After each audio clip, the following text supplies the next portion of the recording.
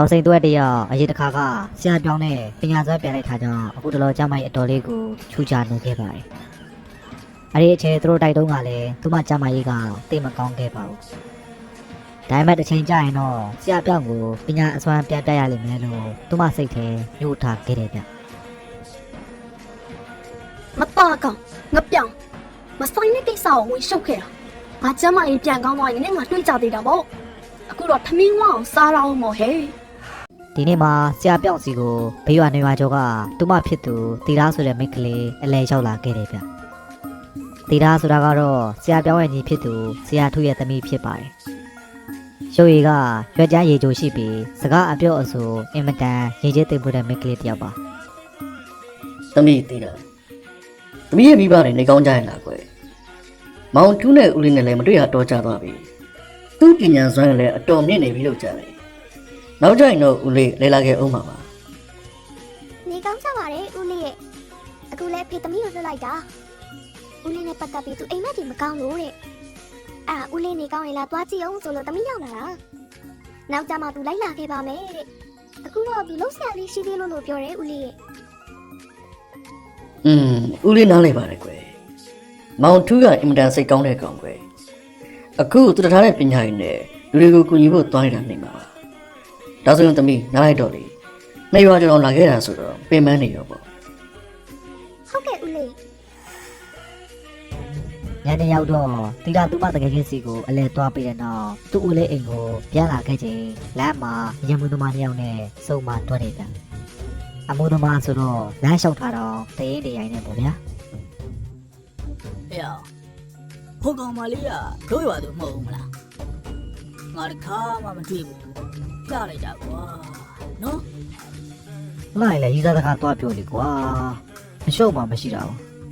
။စားကန်ကြုံတော့ငိုးစိတ်ပြားဆွဲတာပေါ့။မလေးကြားလိုက်တာကွာ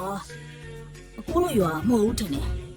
။ကိုတို့နဲ့ဟိုဘက်နာတောဆက်ကိုလိုက်ခဲ့ပါလား။အကြိုက်တွေ့နေရမယ်။အကိုအမခံတယ်ကျမတို့ဘလို့မင်းမဆန်းပတ်နေရလဲကိုနောက်ကတော့ကျမတို့လာမနောက်ချက်နေဖဲလာပါကွာညီမလေးရ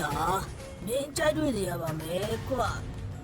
ဘာတို့တို့နှစ်ယောက်ကတီလာကိုမမွေယူနဲ့ရွာအပြင်ကတော့ဇက်ကိုအတင်းဆွဲခေါ်နေခဲ့ပါတယ်အဲ့ဒီအချိန်ဆရာပြောင်းအိမ်ကိုဘူတိပြဖို့လာခဲ့တဲ့တောက်ထိန်နဲ့ထိတ်ကြိုက်တွေ့ခဲ့တယ်ဗျဆိုတော့မိကလေးတယောက်ကိုအနိုင်ကျင့်နေတာကြောင့်တောက်ထိန်ကဘာမှပြောတော့ပဲနောက်ကနေပြေးကန်လိုက်ပါတယ်ဘာတို့တို့ကလည်းမဆိုင်မဲနဲ့ဝင်ရှုပ်တယ်ဆိုပြီးပြန်လဲထိုးကြိတ်ခဲ့တာကြောင့်တောက်ထိန်နဲ့ဘာတို့တို့နှစ်ယောက်အပြန်အလှန်ထိုးကြိတ်တက်ဖို့ကြတော့တယ်ဗျ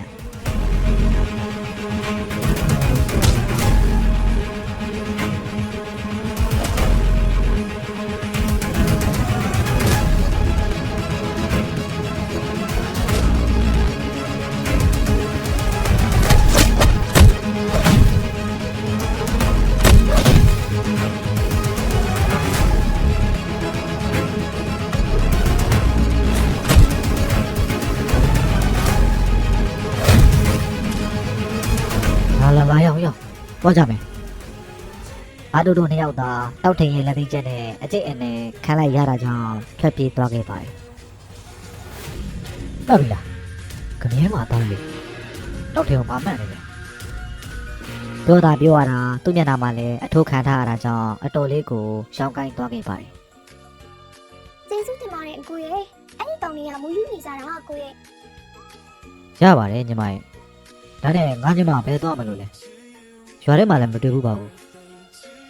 ညီမကဦးလေးကြောင့်စီကိုအလဲလာတဲ့တူတူမှာပါဘဘပြေကကြောင့်မနေရလေအခုညီမတငယ်ချင်းစီအလဲသွားပြီးပြန်လာတာအကိုရဲ့အော်ဆရာပြောက်တူးမလားအေးအတော်ပဲအကိုလည်းဆရာစီလာတာလာညီမအကိုလိုက်ပို့ပေးမယ်အဲ့ဒီနောက်တောက်ထိန်ဟာဘူတိကိုဆွဲပြီးတိရကိုဆရာပြောက်စီလိုက်ပို့ပေးခဲ့ပါတယ်ည9 နာရီလောက်အချိန်ညချမ်းအခါမှာဆရာပြောင်တယောက်ဖျားခန်းရှိမှတရားထိုင်နေခဲ့တယ်ဗျ။သူတို့ကောင်းတို့ရဲ့နေအိမ်ဆိုတော့အတန်တိတ်ဆိတ်ခါပကတိအေးချမ်းနေခဲ့ပါတယ်။ဒါပေမဲ့တအားလောက်ကြတော့တစ်ဖက်ခန်းကတူမဖြစ်သူတီတာရဲ့တကြွကြွညင်းနေတဲ့အတန်ကိုဆရာပြောင်ကြားလာရတယ်ဗျ။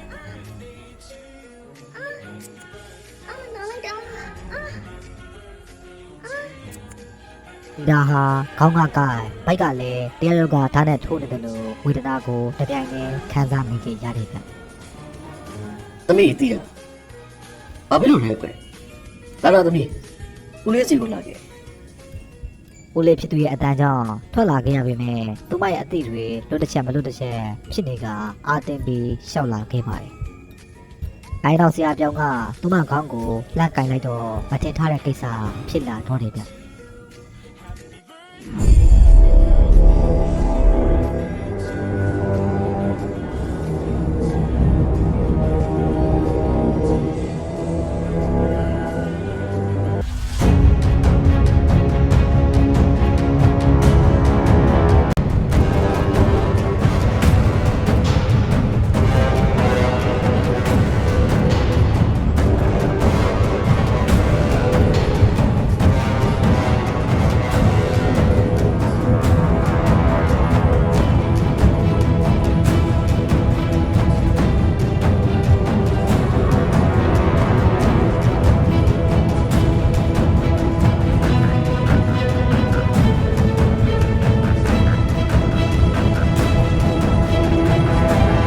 ကိုင်းပေါက်လိုက်တယ်ဗျတော်စိတ်တော့တော်ကိုထိသွားပုံရပါတယ်ချက်ချင်းတော့မထနိုင်ဖြစ်သွားခဲ့တယ်ဗျ တော့စိမ့်တဲ့ကမ္ညာကျုပ်ကမကျင်တတ်တာမလား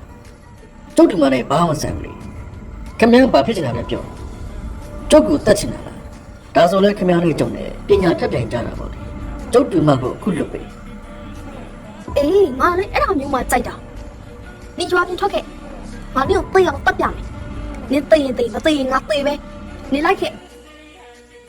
တော်စိန်တို့အဲ့ဒီလိုပြောအပြီးတီတာလည်းဘေးကိုတတလေးနေကြသွားခဲ့တယ်ဗျခဏနေမှနှက်စီပွင့်လာခဲ့ပြီးဦးလေးဖြစ်သူကိုကြောင်တောင်မျက်လုံးနဲ့မိခဲ့လိုက်ပါတယ် ဦးလေးသမီးဘာဖြစ်သွားတာလဲ ဘာမှဖြစ်ဘူးသမီးအားနေပြီမူလဲတော့တာပါရော့ရော့ကြေးတော့လိုက်ပါဦး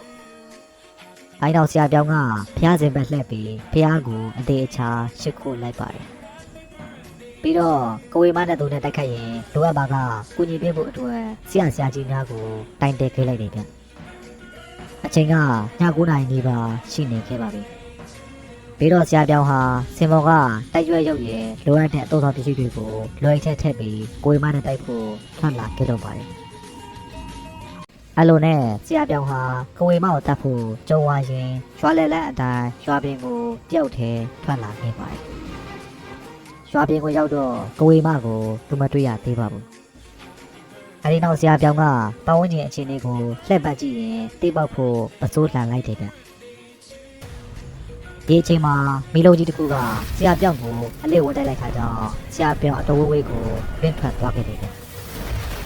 ကဝေမဟာအရန်စိတ်ဆိုးနေတာကြောင့်ဘာမှတော့အတိမပေးတော့ပဲသူ့အစွမ်းနဲ့အလစ်ဝင်တိုက်ခဲ့တာဖြစ်ပါတယ် မတာမအတန်လေးတော့မပေးဘူးအေးတွေ့ကြသေးတာပေါ့ကွာ ဆရာပြောင်းကပြောဆိုနေတဲ့အိတ်ချက်ကိုဗန်းပုတ်ပြီးကဝေမကိုလှမ်းပစ်လိုက်တယ်ဗျ။အိတ်ချက်ကပြီးတဟုံးဟုံးနဲ့အရှိန်ပြင်းစွာကဝေမစီကိုပြေးဝင်သွားခဲ့ပါတယ်။ဒါပေမဲ့ကဝေမကသူ့ရဲ့တောင်ပန်လေးနဲ့ပြန်ကာပြီးရှင်းထုတ်လိုက်တယ်ဗျ။ဒီနောက်လင်းနာပုံစံပြောင်းကအစ်စ်ထပ်ပြင်ပြီးမိပုံနဲ့လောက်တဲ့ကမိတ်စာကြီးအဖြစ်ပြောင်းသွားခဲ့ပါတယ်။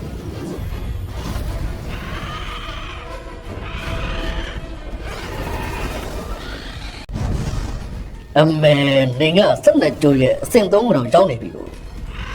အဲနောက်ခကြီးကဆရာပြောင်းကိုအပေါ်ကနေပြီးနဲ့အသက်တော်ပုတ်ပါတော့တယ်ဗျ။ဆရာပြောင်းကလည်းရှိသမျှအားရအကုန်ပေါင်းပြီးအလုံးအရင်နဲ့ဝင်လာတဲ့မိကိုတောက်ခံထားခဲ့ပါတယ်။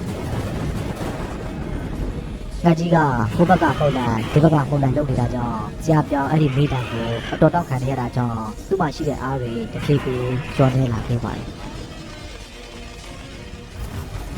ခဏနေတော့ခကြီးကအောက်ကိုဆင်းလာပြီးကဝေမအသွင်ပြန်ပြောင်းသွားခဲ့တယ်ဗျ။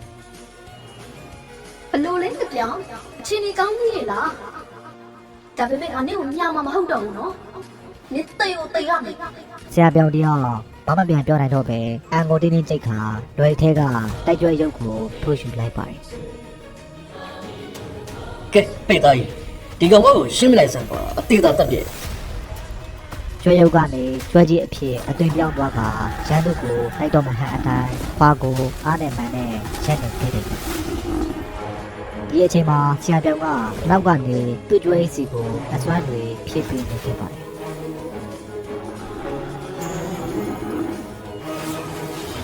အရင်တော့ကျွဲကြီးဟာအာရင်အပြည့်နဲ့ကိုဝေမစီကိုဒုံဆိုင်ပေးခဲ့တော့တယ်ဒီအချိန်မှာကဝေမကတကူကိုရွတ်ပြီးရေဝေါ်ကိုသတိတွေ့ချလိုက်တဲ့အခါမှာမိထဲမှာဝေပုံစံမိသားကြီးထွက်လာပြီးကျွဲကြီးကိုကိုက်ချခိုင်းရပြီးပြစ်ပြင်လိုက်ပါတယ်ကျွဲကြီးမှာကဝေမရဲ့မွေကြီးကိုက်တဲ့တန်းကြောင့်ငယ်တိုင်းငယ်ရင်ပေါအောင်ပြီးလဲချသွားပြီပြီးတော့မူလပုံစံအယုတ်ကလေးအဖြစ်ပြောင်းသွားခဲ့တယ်ဗျအိုင်နောက်ကိုဝေမကသူ့လက်ဆွဲတော်တောင်းလေးကိုဝေရမ်းလိုက်ပြီးအချင်းအတော်ကြာအောင်အားအိမ်လေးစူးစီးနေခဲ့ပါတယ်တစ်ဖက်ကဆရာပြောက်ကလည်းအထက်ဆရာလေးကိုအကူအညီတောင်းပြီးအစွမ်းတွေကိုစူးစီးနေခဲ့တယ်ဗျဆရာပြောက်ပြီးနေချိန်မှာပဲကိုဝေမကသူ့ရဲ့အားအပြင်းဆုံးမိသားကြီးကိုဆရာပြောက်စီလွတ်လိုက်ပါတော့တယ်ဆရာပြောက်ကလည်းသူ့မှာရှိတဲ့လက်ကျန်အစွမ်းတွေကိုအားကိုတိကျလိုက်နေတယ်ဒါမှဒီတစ်ခါမှာတော့အသေးချာပြင်ဆင်လာတဲ့ကိုဝေမရဲ့အစွမ်းကိုသူမရှင်းနိုင်တော့ပါဘူးဆရာပြောက်ပြလိုက်တဲ့အစွမ်းကကိုဝေမအလင်းနာကိုမခံနိုင်တော့တဲ့အဆိုကွက်ထွက်သွားခဲ့ပါတယ်ပြီးတော့ကိုဝေမရဲ့အပြင်းဆုံးအလင်းနာကဆရာပြောက်စီကိုဝင်ရောက်သွားတာကြောင့်ဆရာပြောက်မခံနိုင်တော့ပဲနောက်ပြင်းလဲကျသွားတာတေဆုံးသွားခဲ့တော့တယ်ဗျငါ့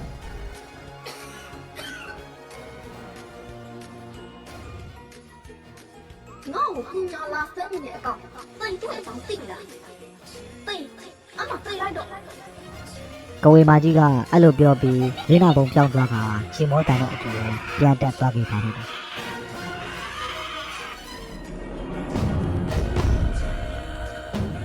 ငါအကူဘာဖြစ်လို့လဲမသိဘူးတခုခုဖြစ်ပြီးတင်နေ